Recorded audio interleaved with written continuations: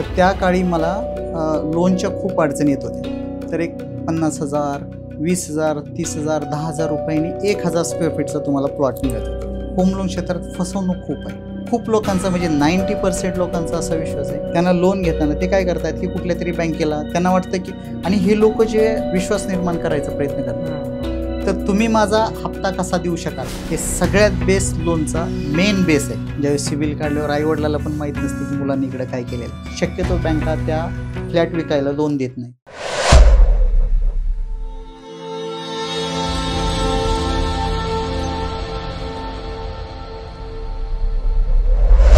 नमस्कार, मी दिनेश पवार.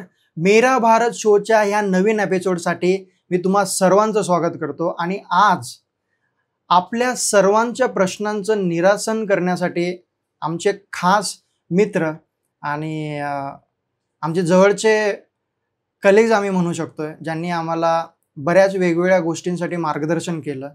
बऱ्याच काळापासून आम्ही त्यांच्या संपर्कात आहोत आणि उत्तम असं त्यांचं नॉलेज, उत्तम अशी सेवा ते जनतेसाठी करतायत. देशपांडे होम लोन्सचे फाउंडर आणि डिरेक्टर मिस्टर अतुल देशपांडे आमच्यासोबत आहेत.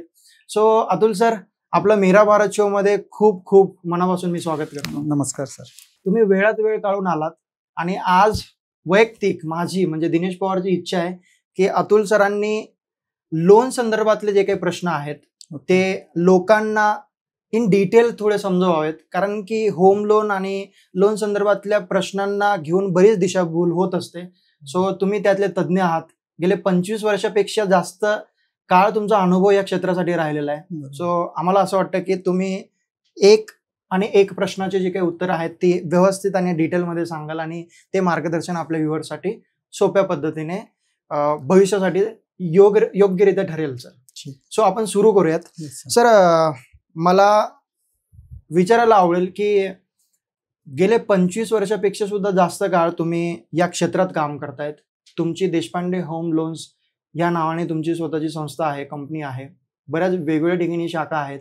खूप मोठ्या लेवलला तुमचं काम चालतंय. मला जर का तुमच्या ह्या सुरुवातीच्या प्रवासाविषयी जर सांगाल तर तुम्ही कशा पद्धतीने विचार केला की आपण होम लोन ह्या पर्टिक्युलर क्षेत्रामध्ये आपण काम करू शकतो? नमस्कार, मी Atul Deshpande, Deshpande home loan founder, CEO. मी स्टार्टला हे 1999 पासून हे चालू केलेलं आहे होम लोन्सच्या याच्यातलं. त्याच्या अगोदरचा प्रवास म्हणाल तर मी एक 16-17 वर्ष मी एका कंपनीत काम केलंय. प्रॉपर मी तसं सोलापूर, बार्शी, पांगरे खेडेगावातलाच मुलगा आहे. पण खूप जर्नी माझी छोट्या याच्यातून चालू झाली होती. पण ज्यावेळेस मी पुण्यात आलो, सर्व्हिस करत होतो 16-17 वर्ष, मीही प्लॉट घेतला, मलाही घर बांधायचं होतं, माझंही कुटुंब होतं. पण त्यावेळेस अडचणी येत होत्या, घराच्या शोधात असायचं. तर त्या काळी मला लोनच्या खूप अडचणी येत होत्या. आणि मी LIC हाऊसिंगचं जो आयुर्विमा महामंडळ आहे त्याच्या पॉलिसीचं मी एक काम करत होतो. पण ते करताना मला ह्या क्षेत्राची खूप आवड होती. आणि मग मी माझं स्वतःचं ज्यावेळेस लोन करायला गेल्यावर ज्या गोष्टी मला अडचणीच्या वाटत होत्या त्याच्यावर मी फोकस करून पुढचे 7-8 वर्ष काम केलं. आणि एक म्हणलं की आपण हे का नाही करावं. आणि LIC हाऊसिंगचा पहिला स्टार्टचं माझं एक प्रपोजल झालं. तिथून माझी मग सुरुवात ती झाली आणि मग चालू केलं हे याच्यातून. आणि ह्या क्षेत्रात मग मी होम लोन मध्ये आलो. सो होम लोनच्या आधी एक पटकन धावता प्रश्न आहे माझा, पण होम लोन या क्षेत्राच्या आधी तुम्ही काय करत होता? सर, मी एका कंपनीत सर्व्हिसला होतो. हा, तिथून कुठेतरी एक जिद्द तुमची पेटली आणि तुम्हाला वाटलं की आपण स्वतः एक व्यवसाय कुठला तरी करायचं हे डोक्यात होतं. आणि हा व्यवसाय मला जवळचा वाटला. त्यात मी थोडंसं नॉलेज घेतलं, माझे थोडेसे क्लासेस केले मी काही ठिकाणी आणि ह्या क्षेत्रात मी आलो. वा. सो आतापर्यंत जर एक आकडा सांगायचं म्हटलं तर किती लोन तुमच्या कंपनीने सँक्शन केलेले आहेत आणि कुठला क्लायंट बेस तुमच्यासोबत जोडलेला आहे? आता ऍक्च्युली बघाल तर माझी कर्मभूमी तर चाकणच आहे, खेड तालुका पूर्ण तिथं. तर मी स्टार्टचे जे आहेत, आमचा जो क्लास आहे तो पहिले खूप म्हणजे आता 99चा तुम्ही काळ घेतला तर त्या काळी 2.5-3 लाखात तिथं फ्लॅट मिळायचा. फ्लॅटच्या छोट्याशा स्कीम असायच्या, 1 अगर 2, नाहीतर प्लॉटवर लोक कन्स्ट्रक्शन करायचे. तर त्या काळापासून मी सुरुवात केली होती आणि क्लास तोच होता त्या ठिकाणचा, त्या ह्याच्यातला. आणि तिथून सुरुवात झाली. आता आजच्या काळात ते खूप वाढलेलं आहे तिथं. आणि त्या एरियात काम केल्यानंतर तिथली लोक आणि हे ग्रामीण भाग होता. लोकांना पॅन कार्ड जरी काढायचं म्हटलं तरी लोक घाबरायचे की मला इन्कम टॅक्सची नोटीस येईल, कुठं काय, ह्या घाबरायचे. तो एक भीती लोकांच्या मनातून पहिली तिथं मी काढून टाकली, ते काय होतं ते. आणि मला ह्याच्यात बऱ्याचशा बँकांनी सपोर्ट केला. आपण करता वेळेस काम खूप प्रामाणिक केलं. आज नाही म्हणलं तरी माझं जवळ 15-16 हजारचा कस्टमर बेस असेल एवढ्या वर्षात बँकाबरोबर, आणि विदाऊट NPA. म्हणजे एक ते असतं ते. आणि कारण ह्या गोष्टीतून पुढे घडत गेलेलं आहे, लोकांचं सहकार्य लोक जोडत गेली. मी आज एकाला लोन दिलं तर त्याला इतकी सर्व्हिस मी प्रामाणिक दिली की त्यांनी पुढचे 4 लोक मला आणून जोडलेले आहेत. ती जर्नी आजपर्यंत जशीच्या तशीच आहे. आज माझ्या 3 शाखा आहेत, तळेगाव आहे, चाकण आहे, चिंचवड आहे. लोक सगळे येतात ते ह्या रेफरन्सनीच माझ्याकडे येतात. 100% माझा रेफरन्सचा बिझनेस. कारण की व्यवसायात जर का सर्व्हिस आपल्याकडनं चांगली दिली गेली, अनुभव जर का आपल्या क्लायंटचा चांगला राहिला तर डेफिनेटली एकासोबत 4 क्लायंट्स आपल्यासोबत जुळत असतात. येस सर, माझा आणखी एक प्रश्न आहे की आज 25 वर्ष आधी आणि आज real estate mainly home loans संदर्भात तर आपण डिटेलमध्ये बोलणारच आहोत, पण रिअल इस्टेटचं जे काही मार्केट आहे ते आजपासून 25 ते 35 वर्ष आधी म्हणजे 1990-2000च्या पलीकडे आज 2025 चालू आहे. तर काय वाटतंय की किती मोठी ग्रोथ तुम्हाला रिअल इस्टेटमध्ये बघायला मिळाली, आणि त्यावेळेचे जमिनीचे भाव, प्लॉटचे भाव किंवा फ्लॅटचे भाव आणि आजच्या भावामध्ये केवढी मोठी तफावत आहे? जर तुम्ही 99-2000चा जर काळ पाहिला तर एक 50,000, 20,000, 30,000, 10,000 रुपयांनी 1,000 स्क्वेअर फीटचा तुम्हाला प्लॉट मिळत होता. त्या काळी पुण्यात आजूबाजूच्या 30 किलोमीटर एरियात मिळायचा. तोच आज जमिनीचा भाव कुठेही गेले तरी तुम्हाला 15-20 लाखाच्या खाली कुठेच नाहीये 1,000 स्क्वेअर फीटचा. त्या काळी तो फ्लॅटच्या स्कीम खूप छोट्या असायच्या, त्यावेळेस ते 1.5-2 लाखात फ्लॅट मिळायचे, जे आज त्याच फ्लॅटची किंमत 35 ते 40 लाखाच्या पुढे त्याच 1-1.5 कोटीपर्यंतची फ्लॅट आहे गेलेले. हो, अशाच्या. ज्या लोकांना नवीन फ्लॅट घ्यायचा आहे किंवा फ्लॅट रिसेल करायचा आहे किंवा प्लॉट रिसेल करायचा आहे, यांच्यासाठी योग्य ती सूचना काय असू शकते तुमच्या पॉइंट ऑफ व्ह्यू? सर, काय होत आहे की ह्या क्षेत्रात काय होत आहे की मार्केटमध्ये होम लोन क्षेत्रात फसवणूक खूप आहे, आणि बोटावर मोजण्या इतकी लोक जे आहेत ते ह्या क्षेत्रात नाविन्याने काम आणि प्रामाणिक करतायत, आणि त्यांना बिझनेस हा कमी नाहीच आहे. पहिली गोष्ट. आता जे लोक येत आहेत रिसेल म्हणजे काय होतं की एखादा जुना फ्लॅट एखादा परचेस करतोय तर त्याला पूर्ण माहित नसते की मी काय घ्यायचंय ते, म्हणजे घेता वेळी डॉक्युमेंट कुठले चेक करावे, अगर त्याला किती लोन मिळणार आहे. काही याच्यात आपण नवीन फ्लॅट घ्यायला गेलो तर 100% लोन मिळतं, रिसेलच्या फ्लॅटमध्ये 85 ते 90% लोन मिळतं. मग ते लोकांचे प्रश्न त्यावेळेस आल्यानंतर मग ते त्यात बरेच प्रकार आहेत. आता नवीन पहिल्या स्टार्टला जे असायचं ते जागा येणे असायची, त्यानंतर मग ग्रामपंचायत सँक्शन प्लॅन असायचे 2010च्या अगोदर, त्यानंतर टाउन प्लॅनिंग आलं, त्यानंतर आता रेरा आलेलं आहे. तर हे वेगवेगळे प्रकार तसं तसं बदलत जावं. आता रिसेलमध्ये बरेच वेगळे आहेत. आज रेरा शिवाय तर नॅशनल बँका कोणी लोन देत नाहीत, आणि रिसेलमध्ये बरेचसे जुन्या याच्यातले आहेत, आता ग्रामीण भागातले आहेत, म्हणजे जे आजूबाजू मी पुणे आणि PCMC मध्ये ह्या पूर्ण एरियाचे 30 किलोमीटर एरिया, यामध्ये सगळे रिसेल मधले जे फ्लॅट आहेत त्यांच्या बरेचसे टाउन प्लॅनिंग घेतले पण लोकांनी कम्प्लिशन घेतलेलं नाही. तर ह्या लोकांना लोन करण्यासाठी खूप अडचणी येतात, आणि याचा फायदा बरेचसे लोक वेगळ्या टाईपने उचलतात. तर जे आपल्याकडे लोक येतात त्यांना आपण प्रामाणिक सगळ्या गोष्टी सांगतो की बाबा तिथं सोसायटी आहे का. दुसरी गोष्ट, ज्यावेळेस जे लोक कॅश मध्ये घेतात व्यवहार, जे बँकेकडे जात नाहीत, ते नक्की यासाठी फसलेले असतात की ते काय करतात की समोरच्याशी डील करतात, ऍग्रीमेंट करतात, त्याला कॅश देतात, त्यांच्याकडे त्यांचं ऍग्रीमेंट असतं आणि ते म्हणतात की मी मालक झालो, संपला विषय. पण ज्यावेळेस त्या फ्लॅटवर कधी त्यांना वाटलं की मला ह्या फ्लॅटवर अजून एखादं काहीतरी लोन घ्यायचंय, त्यावेळेस त्यांच्याकडे ज्या माणसाने त्यांना फ्लॅट विकलाय त्याचं एक पहिलं ऍग्रीमेंट होतं, याला चेन डॉक्युमेंट म्हणतात. ते चेन डॉक्युमेंट त्यांच्याकडं, भले त्याच्या अगोदरचे 2 कस्टमर असो, चेन डॉक्युमेंट असणं खूप गरजेचं आहे. नसल तर त्यासाठी खूप प्रोसेस वेगळी आहे. FIR करावा लागतो पोलीस स्टेशनला, पेपर नोटीस आली, वकील परत सर्टिफाय कॉपी काढायची, हे सगळं झंझट वाढतंय. म्हणून लोकांनी शक्यतो जरी कॅश अगर व्यवहार करत असेल तर एखाद्या बँकर्सला विचारणं गरजेचं आहे की मी असं हे घेतो ते घेऊ का. ह्या सगळ्या गोष्टी त्याच्यासाठी होतं. प्लॉट घ्यायचं असेल, एनए प्लॉट आहेत आता बरेचसे जुने याच्यातले, ते घ्यायला बँकांचे लोन होत आहेत. मग त्यात पण वेगवेगळे प्रकार आहेत. तहसील एनए आहे, कलेक्टर एनए आहे, रेरा मधले आहेत. प्रत्येक कॅटेगरीनुसार तुम्हाला लोन तर मिळतंय. लिगललाही मिळतं आणि इलिगललाही आता बँका लोन देत आहेत. पण त्यानुसार इंटरेस्ट रेट, चार्जेस ह्या सगळ्या गोष्टी वेगवेगळ्या आहेत.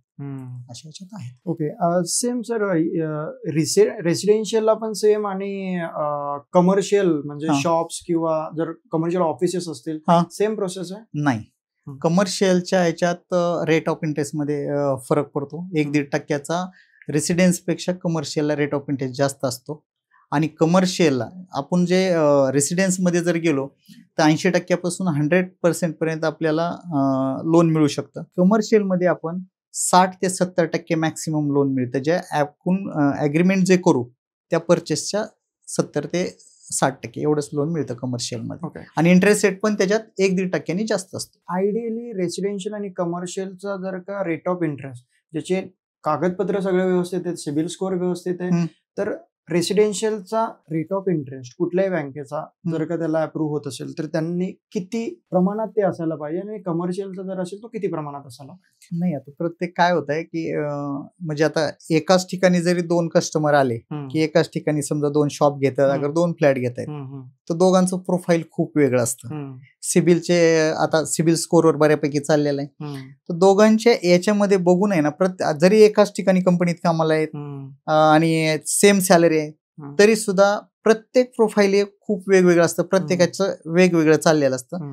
त्यानुसार लिगल इलिगल काय घेत आहेत ह्या गोष्टीवर खूप अवलंबून आहेत रेट ऑफ इंटरेस्ट आणि बाकीच्या गोष्टी सगळ्या कस्टमर. म्हणजे जर तुम्हाला असे काही आपले व्ह्युअर्स असतील की ज्यांना ह्या प्रश्नाचं डिटेलमध्ये उत्तर आणि जर त्या प्रोसेसमध्ये जात असेल तर तुमच्यासोबत संपर्क साधला तर डेफिनेटली तुम्ही काउन्सिलिंग करू शकता. येस, आता मी एवढ्या वर्ष करतोच आहे.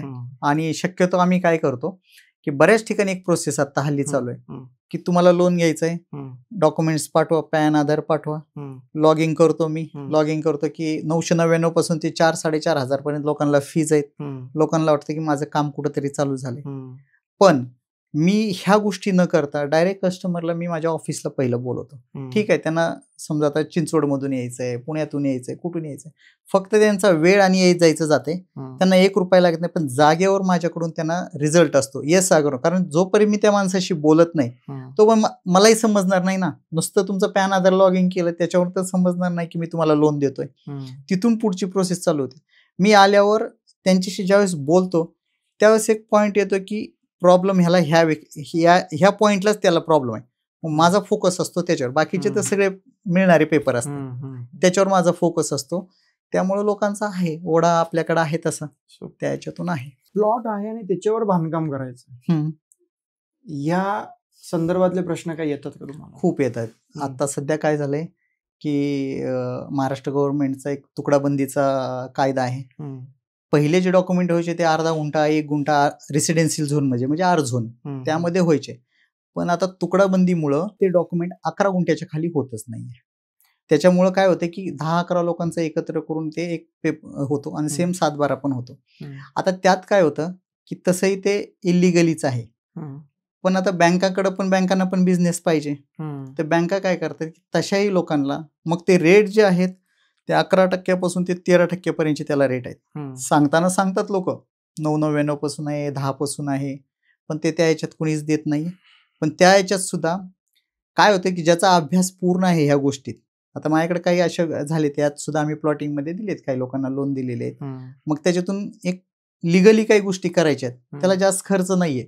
मग तुम्हाला सेपरेट त्यातून एखादा डॉक्युमेंट करायचंय, गिफ्ट डीड असेल, आता समजा मीच घेतलं त्यामध्ये, तर मी काय करणार की माझ्या मिसेसला गिफ्ट डीड करतो. मग ते त्यांच्याकडे एक ओरिजिनल डॉक्युमेंट झालं, एक दस्त झालंय, ठीक आहे. फक्त ते 7-12 त्यांचा फुटत नाही, 7-12 हा सेमच राहतो 11 गुंठ्याचा.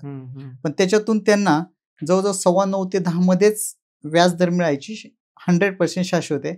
असं जर कुणाला वाटत असेल की ज्यांनी आता याच्या अगोदर लोन घेतलेत 12-13%, बरेचसे लोक आहेत. म्हणजे पुणे जिल्ह्याचा तुम्ही 30 किलोमीटरचा परिसर पाहिला तर तिथं हेच काम आहेत सगळे की गुंठेवारीचे. तर ह्या लोकांनी जर जिथं 11, 12, 13 लोन घेतलेले असतील तर त्यांनी नक्की आपल्याशी संपर्क करावा. मी 9.25 ते 10% मध्येच त्यांचा सगळा विषय क्लिअर करून देतो. आणि आहे या घरावर त्यांना टॉपअप करायचं असेल, 4 रूम वाढवायचे असेल, त्याला पण आपण लोन देऊ. अच्छा, स्वतःचा फ्लॅट आहे, घर आहे किंवा शॉप आहे आणि बरेच वर्ष त्याच्यावर कुठलंही कर्ज नाही, पण ते तारण ठेवून पुढे जर का कर्ज हवं असेल तर हा, मग आता हा पण एक प्रश्न तुम्ही चांगला विचारलाय. बऱ्याच लोकांना काय होतं की आज एखाद्याचा फ्लॅट आहे पण नील झालाय, त्यालाही वाटतं की मी अजून एक दुसरा फ्लॅट घेतो, त्याला वाटतं की मी एक प्लॉट घेतो. कारण काय होतंय, हे जे पुणे परिसरात जे आपले महाराष्ट्रीयन लोक आहेत, मराठी लोक आहेत आणि हे खेड्यापाड्यातून चाललेले आहेत खूप मोठ्या, मी आज एवढा वर्षाचा अनुभव घेतो, सगळा माझा जो म्हणजे मित्र परिवार आहे, म्हणजे रोटरी क्लब पासून म्हणजे खालच्या हाऊसकीपिंग वाल्यापासून ती सीईओ पर्यंतचे माझे सगळ्यांशी रिलेशन आहे. मग आता त्या ह्याच्यात काय होते, हा खूप गरीब समाजातून इकडे आलेला आहे, नोकरी करतो, 20-30-50 हजारची नोकरी करतो, तर त्याला वाटते माझं एक छोटं घर आहे ना, त्याबरोबर माझं एखादा प्लॉट असावा, एखादा माझं छोटासा अजून एक दुसरा फ्लॅट असावा, म्हणून काय करतात की ते आपल्याकडे येतात. तर त्या ह्याच्यात काय होतं, जर त्या फ्लॅटवर तुमच्या शॉपवर जर कुठलं लोन नसेल तर त्याला तारण कर्ज म्हणतात, पण त्याचा रेट असतो ती होम लोन पेक्षा 1-1.5% जास्त असतो.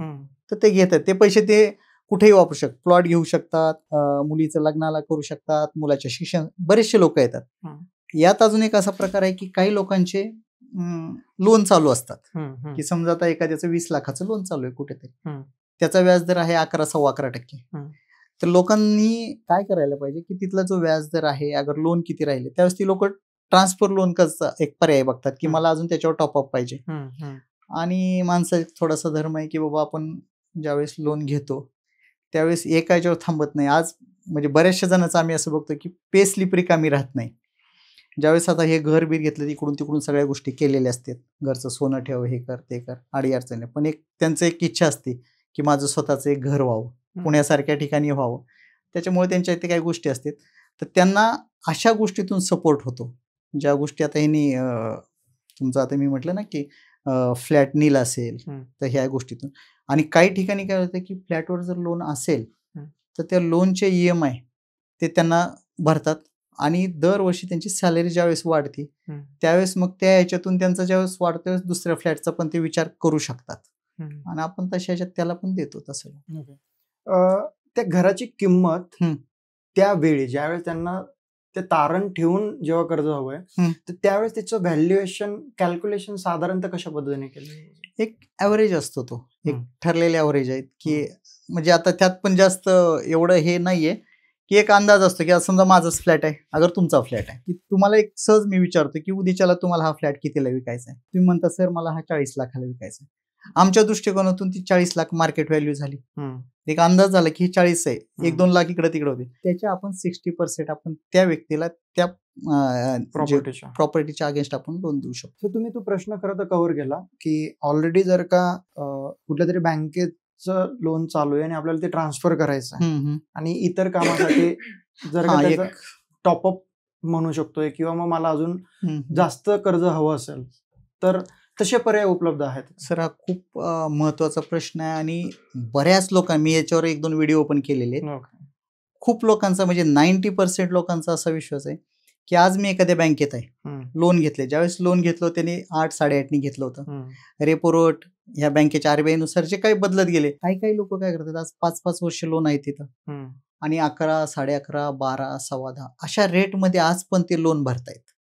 आता काय होतंय की रेपो रेट वाढल्यामुळे पण त्यांना जर म्हणलं ना की कुठंतरी आता एक 8% तुम्हाला ट्रान्सफर करायचं, 11% लोन आहे आज, ते ट्रान्सफर करा नाही, तर ते नको म्हणतायत. का म्हणतायत तर थोडा एक त्यातला एक गैरसमज लोकांचा आहे की बऱ्याचशा लोकांचं म्हणजे 90% लोक म्हणतायत की माझा पहिला बँकेने 4-5 वर्ष इंटरेस्ट काढून घेतलाय, मग मी आज ते लोन उचलून ज्यावेळेस माझा मुद्दल जायचा वेळ आहे त्यावेळेस मी उचलून दुसरीकडे का ट्रान्सफर करू. खरी गेम इथंच आहे, म्हणजे कॅल्क्युलेशन कुठल्याही एक्सपर्टीला विचारलं ते तुम्हाला सांगतील. काय होतंय की समजा 5 वर्षांनी तुम्ही आता 50 लाख लोन घेतलंय, 5 वर्षांनी आता ते 35 लाख राहिले, 35 लाखावर तुम्हाला आज सुद्धा तिथं 11% इंटरेस्ट बसणार आहे. जे तुम्ही ते 35 लाख उचलायचे आणि दुसऱ्या बँकेत ठेवलं तर 8% मिळणार आहे. सरळ तिथं तुमचा मंथली 4-5 हजाराचा पर मंथ एवढा बेनिफिट होऊ शकतो. हा एक झाला. दुसरी गोष्ट काय होते की त्यावेळेस त्या प्रॉपर्टीची व्हॅल्यू बऱ्यापैकी वाढलेली असते, म्हणजे 50चा आज तुम्ही 5 वर्ष घेतलाय तर चला ठीक आहे ती 80चा तरी झाले असेल. त्यावेळेस आपण काय करतो की प्रत्येक व्यक्तीवर कुठलं तरी एक पर्सनल लोन आहे 10%चं, कुठेतरी कशाला लोन, असे 4-5 लोन असतात, हे तुम्ही त्याच व्याजदरात टॉपअप घेऊन म्हणजे 8% जिथं जे 10.5-11चं मंथली माणूस 8-10 हजार रुपये हे वाचवू शकतो. पण त्याला प्रत्येकाने ते एकदा आमच्याशी जर बोललं तर आम्हाला ह्या गोष्टी सांगता येतील परफेक्ट. मी काढून देईल की त्यांना की मंथली त्यांचा 7 ते 8 हजार रुपयाचा 7 ते 8 हजार म्हणजे एखाद्याचा किराणा होतोय सामान्य माणसाचा. आणि तुम्ही ज्या पद्धतीने सविस्तर सांगितलं ना, बरेच लोक म्हणजे माझ्या जवळचे काही लोक ह्यातनं जात आहेत आणि बऱ्याचदा हे मिसकन्सेप्शन झालेलं आहे. तुम्ही ते खूप संदर्भासकट स्पष्टीकरण दिलं आहे की बऱ्याचदा 11, 11.25, 12% जर का ते व्याज चालू असेल तर तेच म्हणतात की 5 वर्ष ऍक्च्युली आपले खूप मोठे अमाऊंट गेले तर अजून आपण ट्रान्सफर करायचं. जो डिफरन्स क्रिएट होतोय मंथली जो EMI मध्ये घट येते बरोबर ती खूप फायदेशीर ठरणार. काय होतं सर की स्टार्टला म्हणजे आता तुम्ही आपण एक लोनचा EMI 50,000 रुपये पकडू मंथली. तुम्ही जर वर्षाचं केलं तर 6 लाख रुपये भरताय. 6 लाखातून मॅक्सिमम तुमचे 35 ते 40 हजार रुपये प्रिन्सिपल मध्ये जात आहेत. बाकी इंटरेस्ट जातो. तेच लोकांच्या डोक्यात बसले असते की एवढे मी भरलंय ना आता ऍक्च्युअली. पण ते काय होतंय की 40, 45, 50 गेल्याने तुमचा तो जो लोनची अमाऊंट आहे थोडी कमी झाली असते आणि तोच एक त्यांचं हे होतं. आता ज्यावेळेस बरेचसे लोक आता ट्रान्सफरला येतात त्यावेळेस त्यांच्या लक्षात येतं की सर हे मी 2 वर्षापूर्वी करायला पाहिजे होतं, 4 वर्षापूर्वी करायला पाहिजे होतं, आमच्या डोक्यात हेच होतं. ह्या सगळ्या होत आहेत. ह्या सगळ्या गोष्टी आहेत पण ते प्रत्यक्ष भेटल्याशिवाय बोलल्याशिवाय तर होणार नाहीत.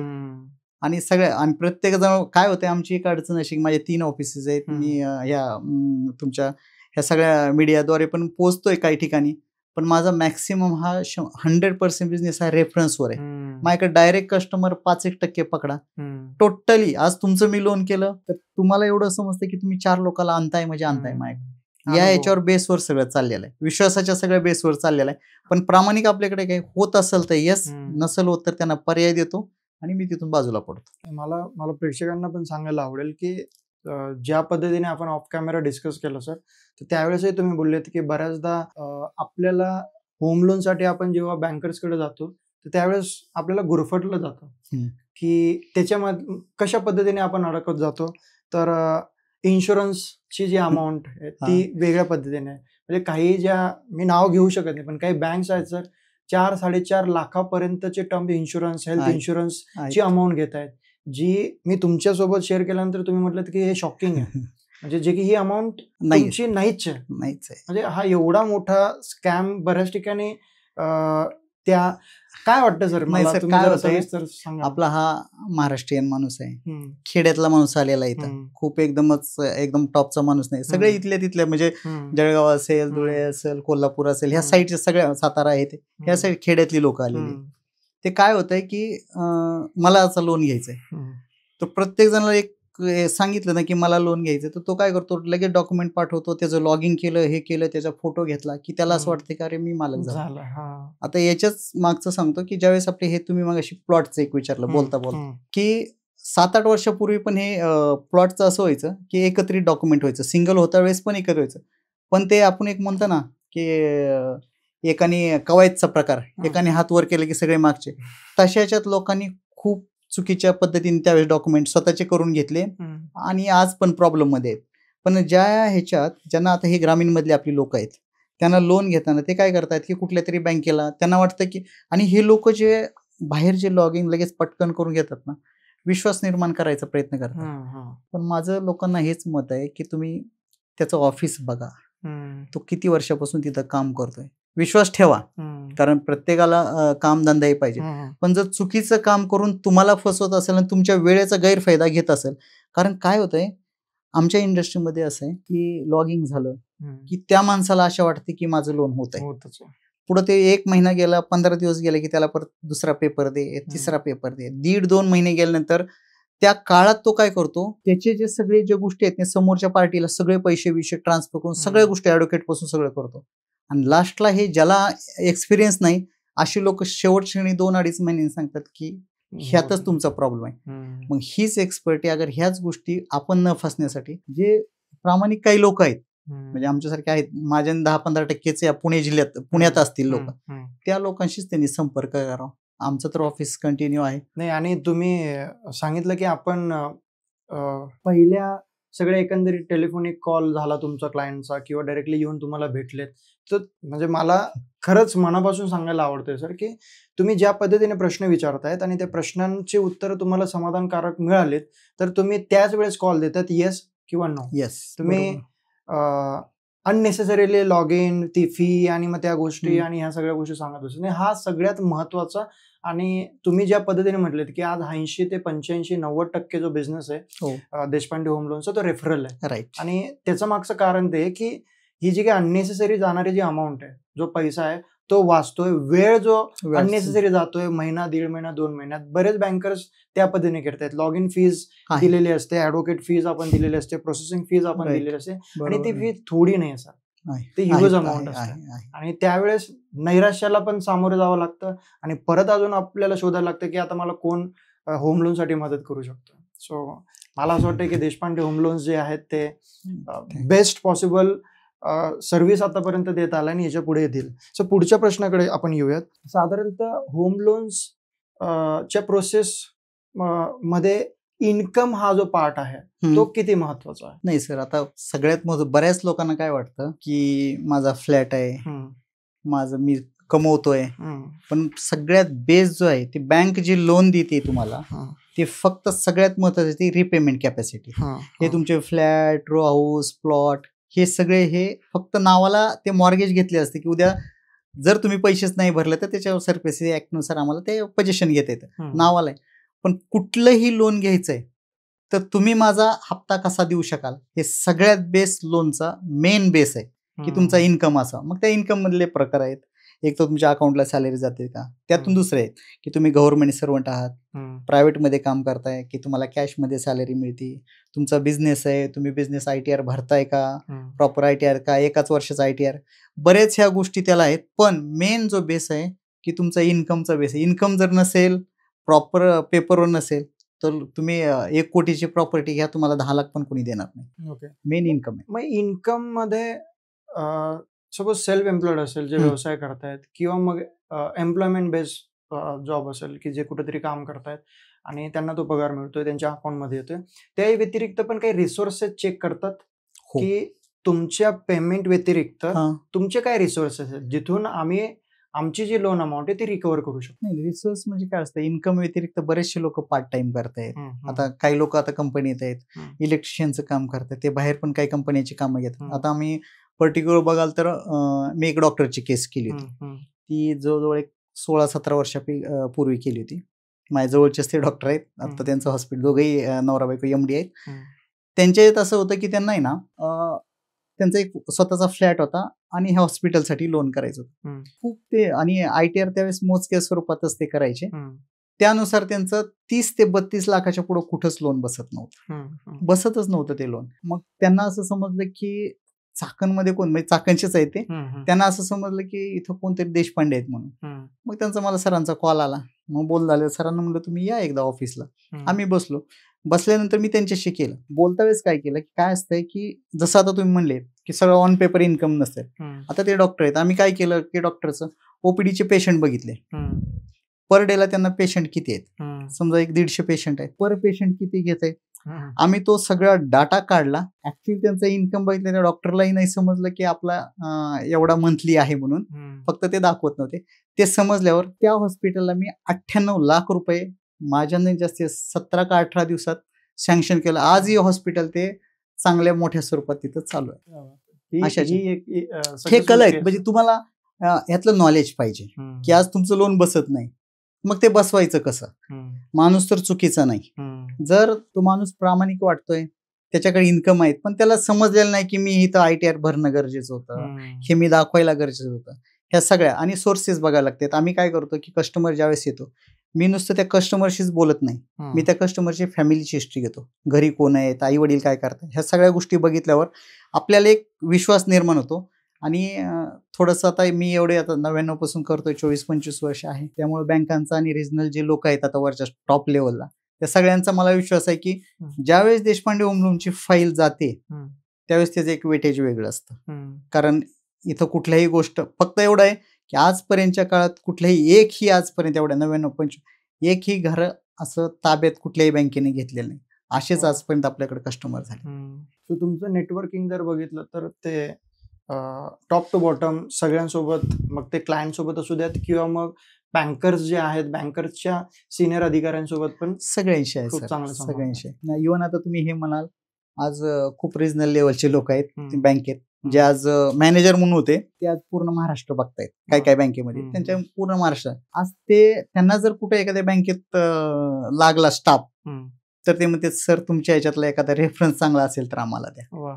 म्हणजे आज नाही म्हणता एक 8 ते 10 मी बँक मॅनेजर म्हणून काही बँकेत लावलेले आहेत. आज काही जण माझे असे मित्र आहेत की 8-8, 9-9 ब्रँचेसची कामं एक बघतो. म्हणजे त्याला कुणाकडे 2 जिल्हे आहेत, कुणाकडे 4 जिल्हे आहेत, अशा टाईपमध्ये पण कामं चाललेली आहेत. म्हणजे असं नाही की मी कस्टमरशीच काम करतो, बँकेशी माझे रिलेशन आहे. ह्या रिलेशनच्या बेसवरच ह्या सगळ्या गोष्टी आजपर्यंत माझा जो प्रवास घडलाय तो असा घडलाय. म्हणजे असं म्हणायला हरकत नाही की देशपांडे होम लोन जे आहेत ते फास्ट ट्रॅक ने काम करतात. मग ते क्लायंटसाठी तो फायदा होतो आणि तुमचे जे संबंध आहेत, जे तुम्ही मगाशी म्हटलेत की बँकर्सचे जे काही सिनियर अधिकारी आहेत, त्यांच्यासोबत चांगले संबंध असल्यामुळे ते अप्रूव्ह होण्यासाठी आपल्या क्लायंट्सला, म्हणजे देशपांडे होम लोन्सच्या क्लायंट्सला ते जरा सोपं होऊन जातं. हा, पण काय होतंय की सर त्यांच्याकडे आहे ना, फाईल जी आमची जाते ते परफेक्ट जाते. आता दुसरं काय होतंय की आमचा रेशो जर म्हणाल तुम्ही, रिजेक्शन रेशो आमचा 0 आहे. 0 म्हणजे ते 1% आणि 2% हा ही प्रकार नाही, 0.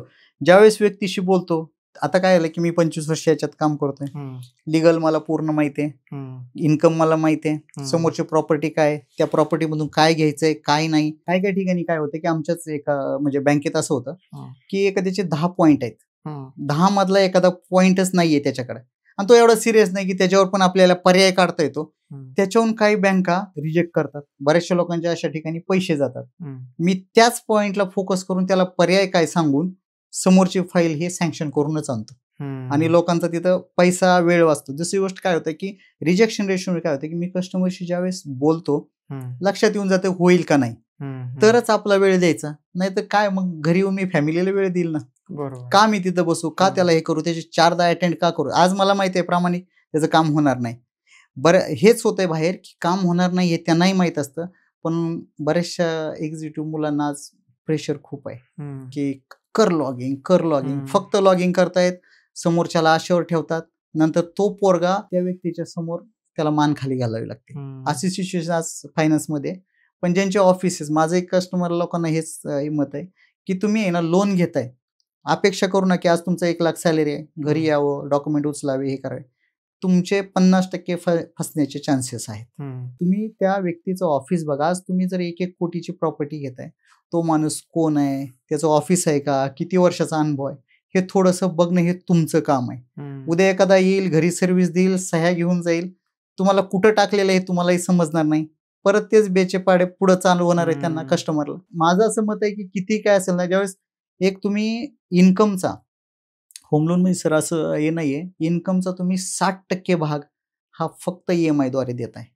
जर 60% भाग देताय आणि 2 दिवसाचं काम आहे, तो त्या व्यक्तीच्या ऑफिसपर्यंत जावा, त्याच्या घरापर्यंत जावा, कुठं आहे ते बघा. त्या विश्वास ठेवून तुम्ही पुढे जाणं खूप गरजेचं आहे. एवढं तर माझं प्रामाणिक लोकांना मत आहे. आणि मी माझं काम करतो ते माझ्या ऑफिसला कस्टमर आल्याशिवाय मी पुढे जातच नाही, जेणेकरून त्यालाही माझा विश्वास समजणं गरजेचं आहे, माझं ऑफिस बघणं गरजेचं आहे. माझ्याकडे ज्यावेळेस येतो त्यावेळेस तिथं 7 ते 8 लोक बसलेच असतात माझ्या ऑफिसमध्ये. प्रत्येक चर्चा चाललीच असते की सरांनी काय काम केलं, कोणाच ते चेक देणं असतं, कोणाच्या सह्या घेणं असतं, कोणतरी हे कंटिन्यू काम चाललेलं असतं. आणि लोकांना ज्यावेळेस तो व्यक्ती नवीन माझ्या ऑफिसला येतो त्यावेळेस त्याच्या लक्षात येते की इथलं वातावरण पॉझिटिव्ह आहे आणि या सरांकडेच काम करायचं. एवढं कमाल सर, म्हणजे खरंच सुव्यवस्थित तुमचं काम झालेलं आहे. मला लोन रिलेटेडच एक प्रश्न आहे सर, जो तुम्ही आता सिनियर मेंबर, तुम्हाला एवढे वर्ष होम लोन या क्षेत्रात 25 वर्षापेक्षा जास्त अनुभव तुमचा आहे. युवक आजकालची जी तरुणाई आहे त्यांना बरेचदा रेकॉर्डेड कॉल किंवा टेलिफोनिक कॉल येतात आणि म्हणतात की तुम्हाला आम्ही लोन देऊ शकतोय, आणि मग ह्या ॲपमधनं तुम्ही ह्या गोष्टी जर का प्रोसेस केल्या तर तुम्हाला 50,000, 1 लाख, 20,000 वॉट एव्हर जे अशा पद्धतीने. त्यावेळेस युवकांना पण वाटतं की अरे मला आज 25,000 रुपये एका ॲपवर मी जर का सगळ्या गोष्टी भरल्यात तर मला 25,000 मिळत आहेत, 50,000 मिळत आहेत, 1 लाख मिळत आहेत.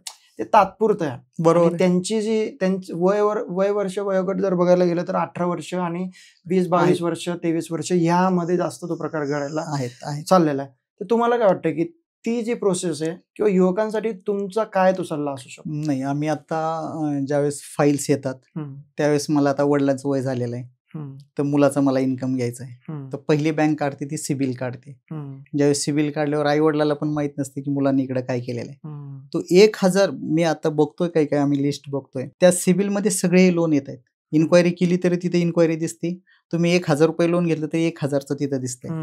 जो माणूस जर 1000 रुपये 500 रुपये जर त्या सिबिलच्या याच्यावरून ऑनलाईन घेत असेल तर त्याला आपल्याकडे पण लोन मिळत नाही. कारण आम्ही बँकेलाही नाही फसवू शकत. आणि त्या व्यक्तीला आम्ही त्यावेळेस सांगतो की ही तुझी चुकी आहे.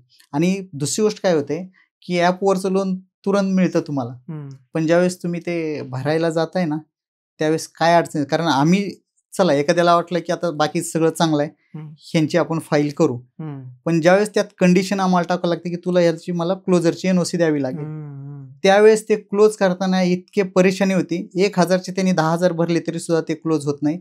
तिथं त्यांना अडचण. तर माझं लोकांना आहे की ॲप बीपवर तुम्ही हे लोन बिनच्या भानगडीत जाऊ नका. थोडंसं काय असेल तर इकडून तिकडून घ्या, एखाद्या व्यक्तीकडून घेतलेलं चांगलं, पण ह्या याच्यात न जाता प्रामाणिक तुम्ही अगर बँकेशी डायरेक्ट जावा, बोलून ते करा. पण शक्यतो हे 1000-2000 रुपये जर तुम्ही जर लोन घेऊन जर तुमचा चर्या चाललेला असेल तर त्याला एवढं 10 आणि 20,000चा कोणी हप्ता तुम्हाला देणार. हे सगळा आज काय झालंय की सिबिलमुळं तुमच्या सगळ्या गोष्टी पारदर्शक दिसायला लागल्या. आणि त्याच्यामुळे लोकांना माझं म्हणजे जे तरुण पिढी आहे ना त्यांना तर सांगणं की तुम्ही हे ॲप बीपच्या भानगडीत जास्त पडू पण नका.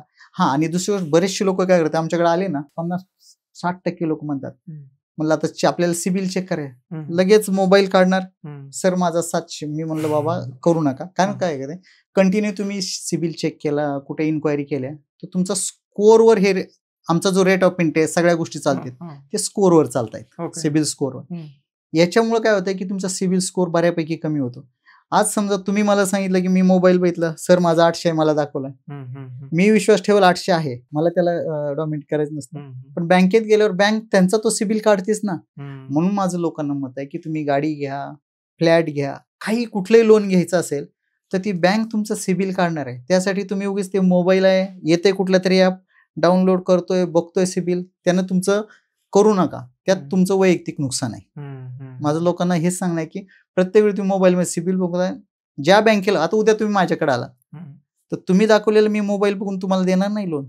माझ्याच बँकेत तुम्हाला सिबिल काढावं लागेल, मी तिथं बघेल आणि त्या बँकेच्या याच्यानुसार मी तुमच्याशी बोलेन आणि पुढे. खूप महत्वाचा मुद्दा आहे सर. बऱ्याचदा वेगवेगळ्या ऍप्स मध्ये पण सिबिल स्कोर बघायची सवय लागलेली असते आणि ते बघून आपल्याला वाटतं की 850 प्लस आहे, 750 प्लस आहे, 700 आहे, मी ॲव्हरेज आहे, माझा खूप चांगला स्कोर आहे. आणि असंही तो स्कोर आपण स्वतः बघून फायदा नसतो. जे की आपल्याला जिथून कुठून लोन घ्यायचं असतं त्यांना ते बघ. अतुल सर, मला याला अनुसरून एक प्रश्न विचारायचा आहे. जे युवक युवती तरुणाईला पुढे 3-5 वर्षांनी कुठं ते प्लॅन करतात आपलं स्वप्नातलं घर, फ्लॅट, जागा किंवा प्लॉट, तर त्यांनी कुठल्या प्रिकॉशन्स घ्यायच्या आधी सुरुवात केलं? काय होतंय सर याच्यात की तरुण पिढी असते, अनुभव खूप कमी असतो.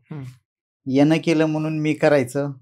आणि बऱ्याचशा ठिकाणी काय होतं फॅमिलीमध्ये असं असतं की जास्त ह्याच्यात बायकांचं जास्त प्रेशर असतं, किती दिवस आपण भाड्यानं राहायचं, किती दिवस काय करायचं. मग परिस्थिती नसतानाही काही लोक मी आज बघितलेले आहेत की अडचणीत आलेले आहेत की त्यांची नव्हती ही परिस्थिती की मी आज घर घ्यावं. झाली असते त्यांची 1-2 वर्ष झाली, पण आज प्रेशरमुळे त्यांनी गेले.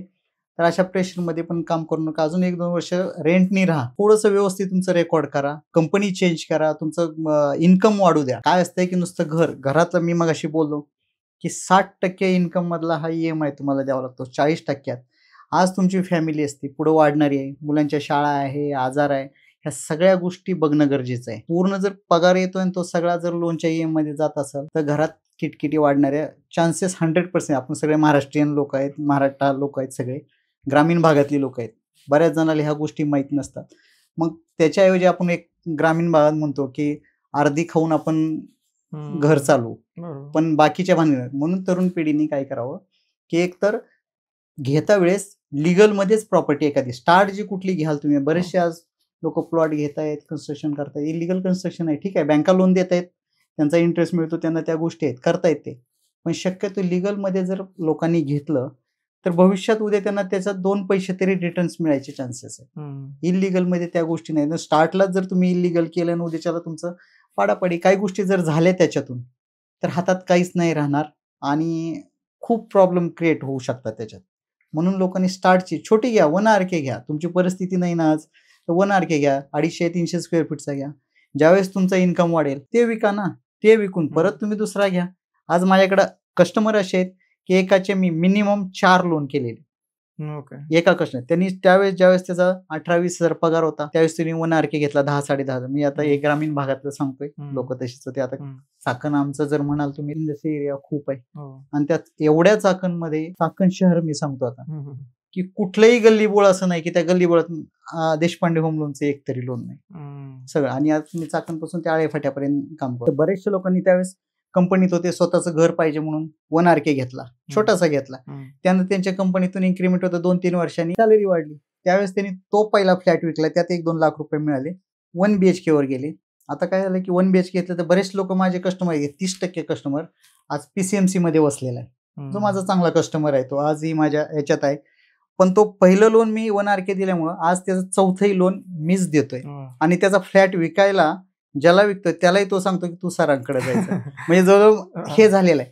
आणि बऱ्याचशा लोकांचं काय होतंय की ह्या इंडस्ट्रीमध्ये लोक आले ना की म्हणतात की बकरा आलाय त्या टाईपच असतं की आज आलाय त्याचं लोन काय त्याला कापायचं पूर्ण. आणि काय करतात की लोन जे असतं हे पर्सनल लोन, गाडीचं लोन नाही की 5 वर्ष 3 वर्ष 7 वर्ष केलं. हे लोन असते मॅक्सिमम 20 वर्ष 25 वर्ष अशा टाईप. मग लोकांना काय वाटतं म्हणजे आमच्यासारख्याला जे ज्यांना आता जे 2-2, 3-3 वर्ष काम केले बाहेर पडले त्या क्षेत्रातून, त्यांनी तोच विषय केला की ह्याला एकदा लोन दिले ना, आज आलाय ना हा परत माझ्याकडे 20 वर्ष येणार नाही. आजच त्याला काय असेल ते सगळं करून घ्यायचं त्याचं. त्यांनी ह्या घेतलं नाही. ह्या इंडस्ट्रीमध्ये ज्यांना टिकायचं त्यांना माझं एक सांगणं आहे की तुम्ही काय करा की ज्यावेळेस असा कस्टमर येतो ना, आज तो जर आला त्याला जर प्रामाणिक सोय तुम्ही सगळे दिले, प्रामाणिक सगळ्या गोष्टी दिल्या, जे बँकेत आहे तेवढंच इथं होते, सगळ्या जर गोष्टी दिल्या ना, तर तो तुम्ही त्याच्याकडून जर 10,000 काढाल 20 काढाल तोच तुम्हाला बाहेरून 4 कस्टमरवरून तुम्हाला 1 लाख रुपये कमवून देईल.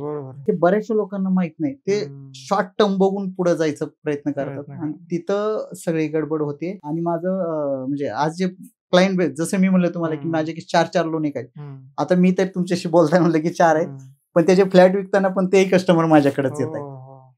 आणि अजून एक याच्यात असं होतं की माझ्याकडे होम लोन असल्या कारणाने लोकांची गर्दी असल्या कारणाने लोक येत आहेत. आता लोकांना आता तुम्ही काय म्हणाल की सर माझा एक पहिला 1 BHK होता, तो रेंट नाही मला परवडत, मला विकायचा आहे. तुम्ही मला म्हणता विकायचा. काही जण असे एखाद्या मित्राबरोबर येतात, ते म्हणतात सर कुठं फ्लॅट असेल तर मला सांगा. तो एक माझा पार्ट बिझनेस होऊ शकतो. पण काय होतंय की माझा पूर्ण फोकस फक्त होम लोन आहे. म्हणून आज मी लोकांचं एवढं म्हणजे आशीर्वाद कमवू शकलो. मी काय करतो क्लायंटला कनेक्ट करून नाही, मग मी काय करतो की तुमचा फोन नंबर मी ज्याला विकायचंय त्याला मी ज्याला घ्यायचं त्याला नंबर देतो. तुम्ही तिकडे 2 जण काय करायचं ते करा, माझ्याकडे फक्त होम लोन साठी यायचं. काय होतं त्यात वेळ जातो, उद्या किती घेतात काय घेत त्या भानगडीत आपण पडणेच नाही पहिली गोष्ट. आणि स्पेशालिटी ठेवल्यामुळे ती स्ट्रेंथ झाली. आणि दुसरी गोष्ट काय होते की अशा याच्यात काही व्यवहार असं असतं की बँकेच्या नुसतं चेकच्या फोटोवर तुम्हाला समोरच्या जो विकतोय ना त्याच्या हातात पैसे नसतात, फक्त बँकेच्या चेकचा एक फोटो त्या अग्रीमेंट मध्ये लावून पैसे मिळाले म्हणून त्याला लिहून द्यावं लागतं. आणि ज्यावेळेस ते अग्रीमेंट सगळ्या बँकेत येतं, NOC येतात, सोसायटी बिल्डर येते, त्यानंतर त्याला चेक हँडओव्हर केला जातो. विश्वासाचा पण तिथं पार्ट असतो. ज्यावेळेस माझ्याकडून एखादा असं सांगतो मी एका दोघांचं जुळतं, देणाऱ्याला पण माझ्यावर विश्वास असतो आणि घेणाऱ्याला विश्वास असतो. मी जिथं सही कर म्हणेल तिथं ते सही करतात आणि याच्यातून सगळे हात चाललेला.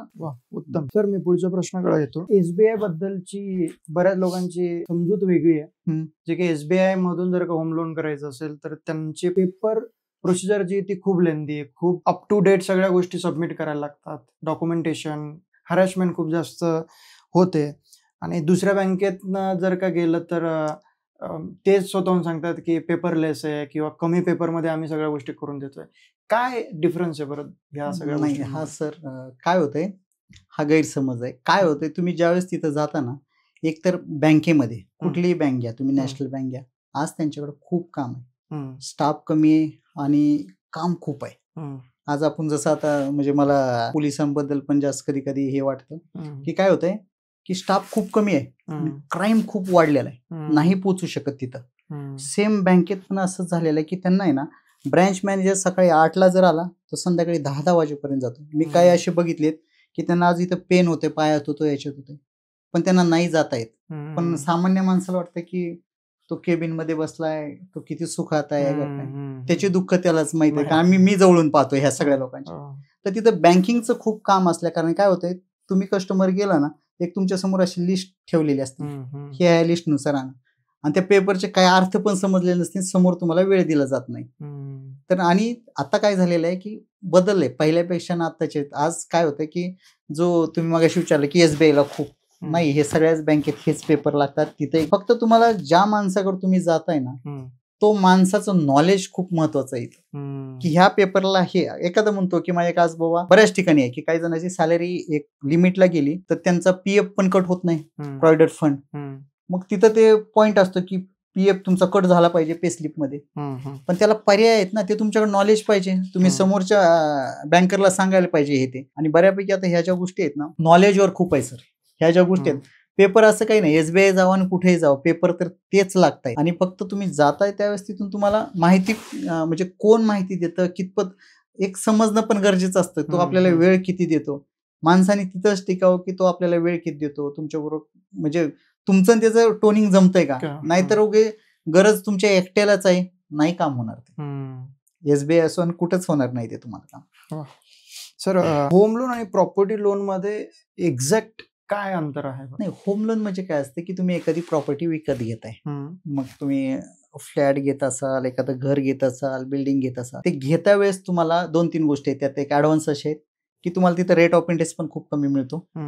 आणि दुसरी गोष्ट, जी प्रॉपर्टी घेता त्याच्यात तुम्हाला 85% पासून ते 100% पर्यंत तुम्हाला फंडिंग मिळतं. हे झालं गृहकर्ज म्हणजे होम लोन. आणि प्रॉपर्टी लोन म्हणजे प्रॉपर्टी तारण म्हणतात त्याला, प्रॉपर्टी तारण, की तुमची एखादी नील प्रॉपर्टी आहे, बिल्डिंग माझी एखादी नील आहे, अगर फ्लॅट नील आहे, शॉप नील आहे, त्याच्यावर मला लोन घ्यायचं, तर ते तुम्हाला महागात जातं. आणि त्या प्रॉपर्टी व्हॅल्यूच्या 60-70% ते मॅक्सिमम लोन मिळतं. 2 गोष्टी अशा आहेत, प्रॉपर्टी तारण लोन आणि होम लोन. जॉईंट लोन काढलेलं आहे आणि त्यात जॉईंट लोन मध्ये कपलमध्ये कुणीतरी एक जण जर का नैसर्गिक आपत्तीमुळे दगावत आहे, तर त्या केसमध्ये त्या लोनची प्रोसेस कशी? तुम्ही हा एक म्हणजे जवळचा एक प्रश्न विचारलाय तुम्ही. हा काय झालंय की ही सिच्युएशन आली आपली आता कोविड मध्ये. नवरा आहे, बायको आहे. आज काय होतं, सामान्य माणूस माझ्या समोर आला की त्याच्या चेअरवर बसून तो मला विचारतोय. तर बऱ्याच ह्याच्यात काय झालेलं आहे, कोविडमध्ये कोणतरी एक ऑफ झालेला आहे आणि त्या याच्यात ऍग्रीमेंट मध्ये दोघांची नाव आहेत. आता ज्या वेळेस ते तुम्हाला विकायचं आहे, म्हणजे आता येतं मी तो बँकेचं काय ते 2-3 महिने तुम्हाला थांबेल, बँकेला तुम्हाला पूर्ण पैसे भरावेच लागतील. जर तुमचा इन्शुरन्स काय असू शकेल तर ते शक्य त्यात सुद्धा खूप क्रिटिकल आहेत. म्हणजे त्याच्यावर न बोललेलं बरं, मी पुढं मी सांगेल त्याच्यात सुद्धा तुम्हाला इन्शुरन्स बद्दल. पण आता याच्यात ज्यावेळेस असं होतं ना, ते आज माझ्याकडे कमीत कमी महिन्यातून 1-2 तरी असे लोक येत आहेत की त्यांचं असं झालंय की मिस्टर वारलेत आणि त्या मिसेसला आज EMI भरू शकत नाही, तर तिला तो फ्लॅट विकायचा. तर विकायला काय होतं सर की त्याचे वारस कोण आहे, तर वारसात काही लहान मुलं असतात. लहान मुलं म्हणजे ते अपाक झालेत, 18 वर्ष त्यांना म्हणजे कमी आहे त्यांचं वय त्या ह्याच्यात. मग त्यांना संज्ञान नाही येत, तर त्यांना ह्या तुमच्या नॉलेज नाही यायचं, म्हणजे बँकांचं आहे त्याचं. म्हणून काय होतं की तिथं एक आहे की त्या लेडीजला आज विकायचं असताना EMI भरत नसताना सुद्धा तिला विकता येत नाही तो फ्लॅट. का, तर तिचे वारस अपाक आहेत, म्हणजे खूप छोटे आहेत.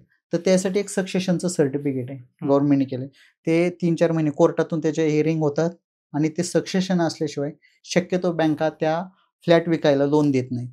उद्या त्यात सुद्धा उद्या आईला एकटीला अधिकार आहे, उद्या त्या सक्सेशन सर्टिफिकेट मध्ये खूप लोकांना हा भेडसावतोय आत्ताचा प्रश्न तुम्ही जो विचारला. खूप त्यात काय होतंय की आज त्याची आई व्यवहार करते, त्यांना काय वाटतं की त्याच्या आईला वाटतं, म्हणजे आता ते मिस्टर गेलेत, तिला काय वाटतं की मीच त्या फ्लॅटची मालक, ते माझे मिस्टर्स होते, वारलेत, आज माझ्याकडे त्यांचं डेथ सर्टिफिकेट आहे, मग मला विकायला काय हरकत आहे. पण अडचणी खूप आहेत, कायद्याच्या गोष्टीच्या आहेत त्या गोष्टी, आणि त्याशिवाय बँका जात नाही, त्यांना एक नियम दिलेत, पण बऱ्याच लोकांना वाटतं की मला हे का होत नाही. तर तिथून तुमच्याकडे सक्सेशन सर्टिफिकेट असल्याशिवाय देता येत नाही. उद्या तो फ्लॅट जर विकायचा आहे तर एक सक्षम अधिकारी, म्हणजे तहसीलदार असतील, ते मॅजिस्ट्रेट असतील, यांच्याकडून ऑर्डर असल्याशिवाय ते फ्लॅट त्यांना विकता येत नाही. आणि उद्या ज्यावेळेस विकतात त्यावेळेस जो पार्ट येणार आहे पेमेंट, जे विकलेल्या फ्लॅट मधला, त्यातला काही पार्ट त्या मुलांच्या नावाने अकाउंट काढून तो ठेवावा लागतो. खूप क्रिटिकल आहे ते. पण बऱ्याच लोकांना आज वाटतंय की मला का सहकार्य होत नाही. तर ह्या क्रिटिकल गोष्टी तुम्ही आहेत. खूप सविस्तर सांगितलं सर. आहे ह्या जर का गोष्टी अशा आहेत. टाईपची केस कोविड मध्ये आम्हाला जास्त याच्यातले आलेत, काही ठिकाणी NPA झालेले आहेत लोक. पण आता आणि जेवढं शक्य आहे तेवढं आम्ही प्रामाणिक प्रयत्न करतो की त्यातून बाहेर काढायचं. मला सखोल नॉलेज आहे आणि त्यामुळे मला असं वाटतं की तुमच्या सर्व क्लायंटचे जे काही प्रश्न आहेत, त्यांची जे काही प्रॉब्लेम आहेत ते तुम्ही योग्य पद्धतीने सॉल्व्ह करतायत. मी शेवटाकडे येतो सर. होम लोन घेतलंय, बरेच वर्ष झालेत मी फेडतोय, मग त्याचा कालावधी 15 वर्ष असेल, 20 वर्ष असेल, 25 वर्ष असेल. पण शेवटच्या टप्प्याला जेव्हा वाटतंय की आता माझं उत्पन्नही वाढलेलं आहे किंवा रिसोर्सेस वाढले आहेत, तर मी ते आता पटकन नील करूयात असं प्रत्येकाच्या डोक्यात असतं. पण बऱ्याचदा काय असतं की तो EMI फिक्स झालेला असतो, त्याच्यामुळे प्रत्येक तारखेला ती अमाऊंट कट होत असते आणि मग ती सवय लागलेली असते, म्हणून तो काय कधी विचारच करत नाही की आपण याला पार्ट पेमेंट मध्ये म्हणा किंवा डिरेक्टली फोरक्लोज करूयात असं. याविषयी तुमचं काय विशेष मत आहे? नाही, काय होतंय, कुठलंही कर्ज हे फायद्याचं नसतंच आहे. कुठलंही घ्या. आज जर तुमच्याकडे पैसे आहेत आणि बऱ्याचशा बँकेत काय होतं की तुम्ही प्रॉपर्टी तारण जर लोन घेतलं तर काही ठिकाणी आज जसं आपण गाड्यांचे लोन घेतोय त्यालाही 4-5% फोरक्लोजरचे चार्जेस आहेत. सेम काही हाऊसिंग फायनान्समध्ये तुम्ही ज्यावेळेस मॉर्गेज लोन घेता तर 2% 4% फोरक्लोजर चार्जेस आहेत. आजच एक मी येतो त्यावेळेस मला आज पुन्हा माझ्या मोबाईलमध्ये आहे सगळं. त्यांचं जवळचे माझे मित्र आहे. 2 वर्षापूर्वी त्यांनी लोन घेतलं एक ठिकाणी, तर 1,40,00,000 लोन आहे. पण आज मला ते म्हणले की सर तिथला माझा 11.5 रेट आहे, तर मलाही असं ट्रान्सफर करायचं आहे. मग मी त्यांना बोलताना बोललो की तुम्हाला हे माहिती आहे का की हे लोन तुम्हाला फेडायचंय तर 1,40च्या 4% तर पहिले तुम्हाला फोरक्लोजर आहे, तिथं प्रॉपर्टी तारण लोन आहे ते. तर ते म्हणले सर मला काय माहित नाही त्याच्यातलं. तर म्हणलं ते आपण पहिला व्याजदर बघू, माझ्याकडे तुम्ही आज पेपर दिलेत, मला कॅल्क्युलेशन बघू द्या, ते दोन्ही मी करल. जर परवडत असेल तर आपण ते पुढे जाऊ, नाहीतर आहे इथं तुमचं तुम्ही भरत चाला. पार्ट पेमेंट केलं की 4% म्हणजे खूप मोठे झाले. बघा ना तुम्ही आज 4% म्हणजे 1,40ला खूप जातात पैसे ते. तर आम्ही काय करतो की लोन ट्रान्सफर पण करताना आलाय ऑफिसला आलाय लोन ट्रान्सफर करायचं म्हणजे कर लोन ट्रान्सफर असं आम्ही करत नाही. त्याचा पहिला व्याजदर बघतो, आता मी काय देतोय त्याच्या सिबिलनुसार ते बघतो, दोघातलं कॅल्क्युलेशन बघतो, त्याला लोन ट्रान्सफर करण्यासाठी किती चार्जेस काय बसतात याचा बेनिफिट सगळं बघतो, तरच मी त्याला सांगतो की आपण करू. नाही तर मला माहिती आहे आज तो आलाय ना, आज मी केलं तरी तो माझ्याकडेच राहणार आहे, नाही केलं तर 2 वर्षांनी तो परत माझ्याकडेच येणार आहे. की मी त्याला सांगतो 2 वर्षांनी आपण परत करू, असं काही नाही आज नाही परवडत आपल्याला, तू थोडस वापर. असं हे सगळे गायडन्स आहे ना खूप वेगळ्या देतो. म्हणून हा सगळा रेफरन्स नाही, म्हणून मला ऑफिसमधून आम्हाला वेळच नाही मिळत, एवढे कस्टमर असतात. थँक्यू सो मच की तुम्ही होम लोन हा एकच विषय, पण तो त्याची एवढी युनिव्हर्सिटी असू शकते, त्याचं एवढं विद्यापीठ असू शकते, त्याचे एवढे डेप्थ मध्ये जाऊन एवढे प्रश्न असू शकतात. मजा आली सर तुमच्यासोबत चर्चा करून आणि आय होप प्रेक्षकांना सुद्धा मजा आली असेल आणि प्रश्नांची जी काही उत्तरं ते अपेक्षित करत होते ते अतुल सरांकडनं मिळाले असतील. आणि जर नसतील मिळालेत आणि जर तुम्हाला वाटत असेल की माझ्या मनातले काही अजून वेगळे प्रश्न आहेत की मला स्वतः त्या प्रश्नांची उत्तरं स्वतः अतुल सरांकडनं जाणून घ्यायची आहेत, तर आम्ही फुल पॉडकास्टमध्ये जर तुम्ही बघितलं असेल तर आम्ही ऑलरेडी एलबँड ॲड्स किंवा बॉटम ॲड्स आम्ही अतुल सरांच्या ऑफिस ॲड्रेस असेल, कॉन्टॅक्ट नंबर असेल, त्यांच्या नावानुसार आम्ही प्ले केले आहेत. अगदी तुम्ही आत्तासुद्धा जर स्क्रीनवर बघत असणार तर आम्ही देशपांडे होम लोन्स या कंपनीच्या सर्व डिटेल्स तुम्हाला स्क्रीनवर दिसत असतील. तुम्ही रीच आउट करू शकतायत अतुल देशपांडे सरांसोबत. गेले 25 वर्षापेक्षा एखाद्या माणसाचं एका क्षेत्रामध्ये जीव ओतून काम असणं, तर नक्कीच अनुभव त्याच्यात आपल्याला दिसून येतोय. आणि मराठी माणसं आहेत, मराठी माणसाला आपण ऑलवेज सपोर्ट केलाच पाहिजे. खूप चांगल्या पद्धतीने काम करतायत.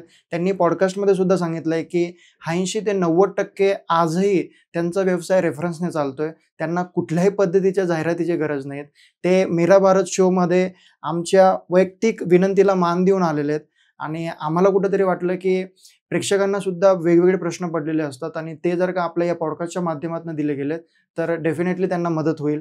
तर तुम्ही जर कुठल्याही लोनच्या संदर्भात, होम लोनच्या संदर्भात तुम्ही शोधात असाल तर तुम्ही नक्कीच देशपांडे होम लोन्सचे फाउंडर आणि डिरेक्टर अतुल देशपांडे सरांना भेटा.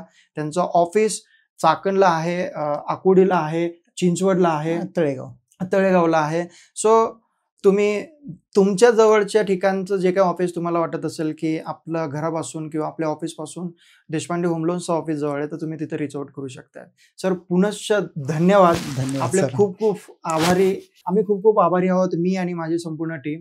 नाही, तुम्ही आम्हाला एवढं आमचं हे बघून आम्हाला बोललं त्याबद्दल मी तुमचा खूप खूप आभारी आहे. नाही सर, जशाच तसे आपण असं म्हणू शकतोय. आणि तुमच्यासोबत जेव्हा जोडलो, तुम्ही ज्या वेळेस लोन संदर्भातलं जे काही नॉलेज शेअर केलं, त्यात खरोखर कुठेतरी वाटलं की येस, या विषयावर पॉडकास्ट डेफिनेटली झाला पाहिजे. आणि आपण मेरा भारत शोला कुठल्याही एका क्षेत्रातले तज्ज्ञ आपण एकचदा घेऊन येतोय. आणि लोन संदर्भातल्या प्रश्नांसाठी आम्ही तुम्हाला निवडलं आणि तुम्ही इथं वेळ दिलात. सो पुन्हा धन्यवाद. जर हा व्हिडिओ, हा पॉडकास्ट जर तुम्हाला खूप मनापासून आवडला असेल तर, किंवा आपल्या सभोवतालच्या लोकांना, तुमच्या मित्रपरिवारांमध्ये, नातेवाईकांमध्ये जर कुठल्याही पद्धतीने होम लोनची रिक्वायरमेंट, आज तर 90% जास्त लोकांना कर्जाची गरज पडतच असते. आणि त्या कर्जासाठी जर का आपल्याला योग्य ती कंपनी, योग्य ते माणसं जर आपल्याला भेटलीत, तर आपण बरेच अननेसेसरी जे चार्जेस आपण बाहेर पे करत असतो, जे हिडन चार्जेस असतात ते पे करत असतो, त्यापासून जर तुम्हाला वाचायचं असेल तर नक्कीच हा पॉडकास्ट जास्तीत जास्त लोकांपर्यंत शेअर करा. आपल्या नातेवाईकांमध्ये, परिवारामध्ये, आपल्या व्हॉट्सअप ग्रुपमध्ये शेअर करा. आणि जर तुम्ही या चॅनलला नवीन असाल तर चॅनलला सबस्क्राईब जरूर करा. खूप खूप धन्यवाद.